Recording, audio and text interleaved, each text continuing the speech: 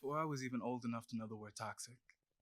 My mother pulled me aside, traced the lines in my palm with her fingertip, and told me that no woman would ever love a man with hands as soft as mine.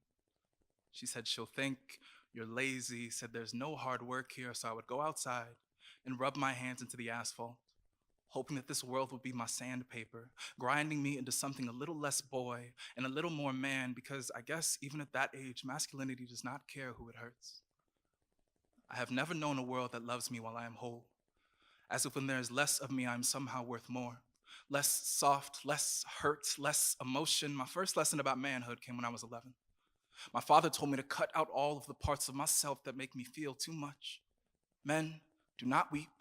They do not allow themselves to be broken open so easily and let spill out all of this hurt. Real men are strong.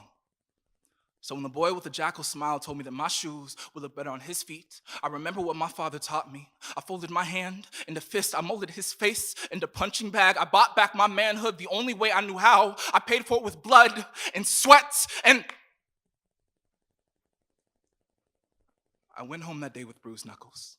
He with a blackened eye, both of us nursing our wounds. And isn't that what being a man is all about?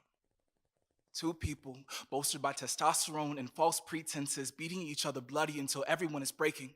When the first thing that men are taught about are fists is that they can be used as hammers, everyone around us begins to look like a nail. Just ask Chris Brown or Ray Rice or Ike Turner. We are glass cannon and crystal throne, and all things too concerned with looking powerful to realize that we are waiting to crack. And when we shatter, everyone around us is left to cut themselves on the pieces. Toxic masculinity is born when men are too afraid of our own emotions to realize that we are not the only ones hurting. It is the skeleton rattling in every man's closet, bones baptized in insecurity, drowning in an ocean of silent agony. It is the problem dressed up to look like the solution. Telling me to man up to fix my issue sounds a whole lot like pouring gasoline over an open flame. All of us will only ever end up as ash. We are burning. 45,000 people die by suicide each year.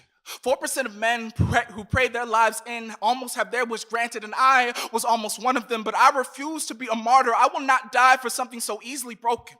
No amount of manning up and puffing out your chest will ever wipe away your insecurities.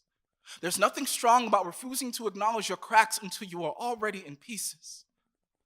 The definition of manhood is broken, and until we fix it, everyone suffers, even us.